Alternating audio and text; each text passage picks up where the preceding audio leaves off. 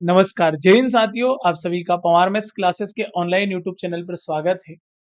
आज मैं आप लोगों को बेसिक मैथ्स कॉन्सेप्ट सीरीज में जो बताने वाला हूँ घात एवं घातांक के जितने भी रूल हैं, उन सब के ऊपर हम एक बेहतरीन, एक शानदार, एक जानदार चर्चा करेंगे।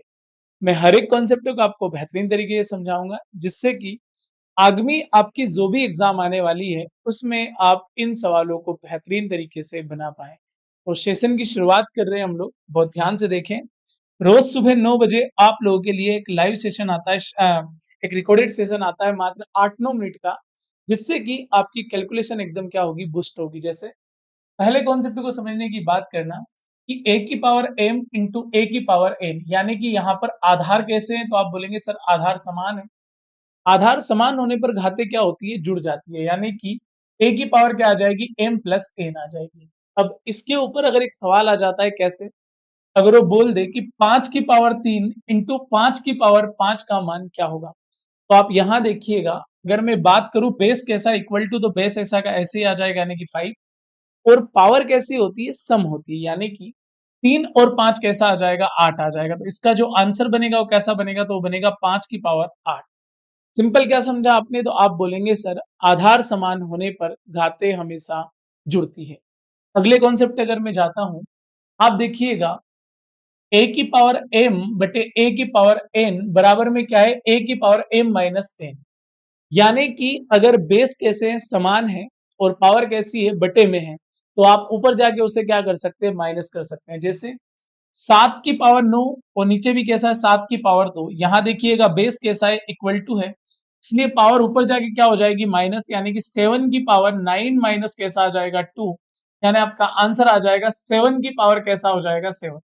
अब ऐसा क्यों होता है, इसको आप समझ लीजिएगा।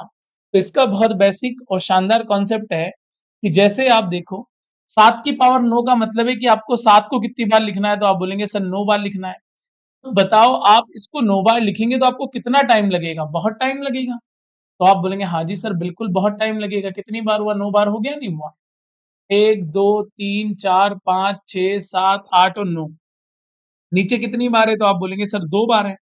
तब ऐसे आप 2 बार लिखोगे और उसके बाद अगर आप इसको काटने जाओगे तो बहुत टाइम लगेगा। तो अब बताओ कितनी बार बचा है, 1 2 3 4 5 6 और 7। सबके ऊपर क्या है, 1 पावर है, और मैंने बोला आधार समान होने पर घातें जुड़ जाती है। सबको आप एक-एक को जोड़ेंगे तो कितनी बार जुड़ेगा, तो आप बोलेंगे सर 7 बार जुड़ेगा। इसलिए सवाल को सरल बनाने के लिए इतनी लॉन्ग मेथड आपको ना करना पड़े, इसलिए जब पावर को नीचे से ऊपर ले जाते हैं तो पॉजिटिव पावर क्या हो जाती है, नेगेटिव हो जाती है। बस कहानी इतनी सी ध्यान रखना है कि उनके बेस कैसे होना चाहिए, इक्वल टू होना चाहिए। अगर इक्वल टू है तो फिर आप बहुत आसानी से इनको बना पाएंगे। मैं थर्ड नंबर के कॉन्सेप्ट की बात करता हूं।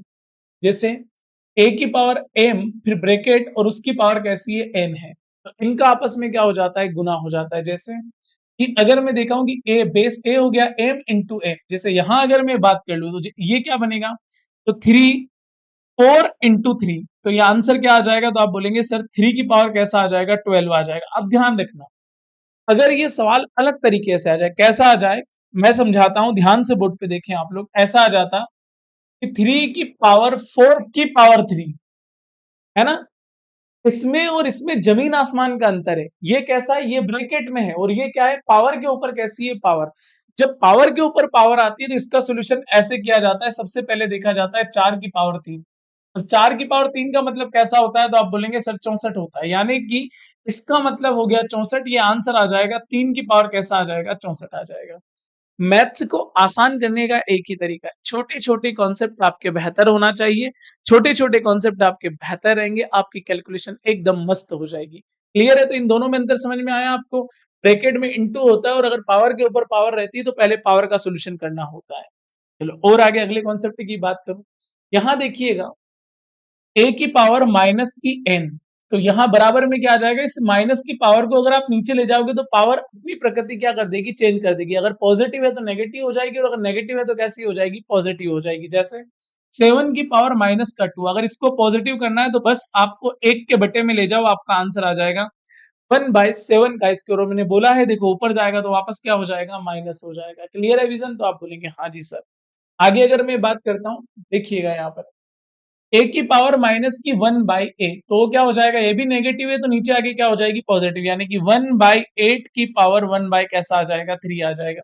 इसका और सॉल्यूशन करना हो तो कैसे कर सकते हैं, तो बहुत सिंपल बात है मेरे दोस्त, कि जैसे ये 8 है तो 8 को हम क्या लिख सकते हैं, 2 की पावर 3 की पावर कैसी है, 1/3, इसका मतलब तो इंटू ही होता है, यानी कि 1 2 की पावर 3 इंटू में कैसा आ जाएगा, 1/3, ये 3 से 3 कट जाएगा तो आंसर क्या आ जाएगा, तो आप बोलेंगे सर 1/2 आ जाएगा।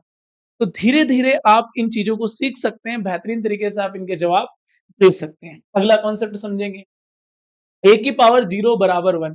याद रखिएगा, पूरे मैथ्स में अगर किसी की भी पावर कैसी रहती है, 0 रहती है तो उसका मान कैसा होता है, 1 होता है, चाहे किसी की पावर कुछ भी हो। उसका रीज़न क्या? तो उसका रीज़न आप इस तरीके से समझो, है ना, रटना नहीं है। अगर मैं आपसे बोलूँ कि 7 की पावर 2 और नीचे भी क्या आ जाए, 7 की पावर 2 आ जाए, आप बोलेंगे हाँ जी सर।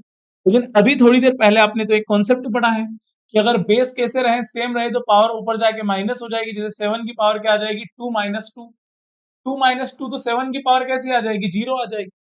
अब ऐसे किसी की भी पावर 0 आ सकती है, पर इसका एक्चुअल तरीका क्या है? तो 7 का वर्ग मतलब आप बोलेंगे सर 7 इंटू क्या आ जाएगा, 7, और नीचे भी 7 का वर्ग है, यानी कि 7 इंटू क्या आ जाएगा, 7 आ जाएगा। तो 7 से 7 कटा तो आंसर क्या आ गया, 1 आ गया। यानी कहने का मतलब ये है, किसी का भी आप सॉल्यूशन करते हैं, उसकी पावर अगर कैसी आती, 0 आती, कैसी आती, 0, तो उसका मान सदैव कैसा होता है, तो आप बोलेंगे सर 1 होता है। क्लियर है विज़न? आप बोलेंगे हाँ जी सर। अगला कॉन्सेप्ट समझिएगा, अंडर रूट के अंदर ए, तो वो क्या हो जाएगा, ये जो बटे में रहता है ना, जो पावर अंडर रूट में रहती है ना, वो कहाँ आ जाती है, बटे में आ जाती है, यानी 1 के बटे में आ जाती है। जैसे क्यूब रूट 7, तो 7 ऐसा का ऐसे ही, जो उसके ऊपर पावर लगी वो कहाँ आ जाएगी, वो आ जाएगी 1 के बटे में, है ना। जैसे अगर मैं एक परफेक्ट सवाल को लेता हूँ समझाने के लिए, देखिएगा यहाँ पर ऐसा होता, क्यूब रूट कैसा होता है, आप बोलते हैं सर 64 होता है, कैसा होता है, 64। तो इस 64 को करने का तरीका क्या था, तो आप बोलेंगे सर इसको करने का तरीका था, या तो आप क्यूब रूट के अंदर ऐसा लिखो 4 इंटू कैसा लिखोगे, 4 इंटू क्या आ जाएगा, 4, तो बाहर क्या आ जाएगा, तो बाहर आ जाएगा 4। लेकिन अगर मैं बोलूं कि इसका सॉल्यूशन करना है, तो आप क्या बोलेंगे, आप बोलेंगे सर 64 की पावर 1/3, 64 की पावर 1/3 है, नीचे पावर 3 है तो इसको भी 3 बनाना है, तो 64 को क्या लिख सकते हैं, 4 की पावर क्या लिख सकते हैं, 3 की पावर 1/3, और अभी सिखाया था कोष्टक का मतलब गुना होता है, तो 4 की पावर 3 और इंटू में क्या आ जाएगा, 1/3। किसी की भी पावर 1 रहती है तो उसका आंसर हमेशा क्या रहता है, सेम रहता है, तो क्या आ जाएगा, 4 आ जाएगा। इसलिए जो भी अंडर रूट में रहता है वो कहाँ चला जाता है, 1 के बटे में चला जाता है। चलो और आगे बताता हूँ मैं आप लोगों को, जैसे क्यूब रूट n और अंडर रूट के अंदर a की पावर m है, तो ये कहाँ चला जाएगा, बटे में, बटे में मतलब m माइनस कैसा आ जाएगा, n। तो इसको ऐसे समझो जैसे बेस कैसा 5, पावर कैसी है 2, और जो करनी रहती है वो कहाँ आ जाती है, बटे में आ जाती है, यानी कि 5 की पावर कैसा आ जाएगा, 2/3 आ जाएगा। और एक और कॉन्सेप्ट देखिएगा, जैसे कि 1/a, अब कुछ नहीं है तो पावर 1 हो गई, ऊपर जाएगी तो माइनस हो जाएगी, बस ऐसे ही। 1/3 की पावर कैसी है, 5 है, तो ऊपर जाएगा तो कैसा हो जाएगा, माइनस, यानी 3 की पावर -5 हो जाएगा, हो जाएगा। आप बोलेंगे हाँ जी सर बिल्कुल हो जाएगा।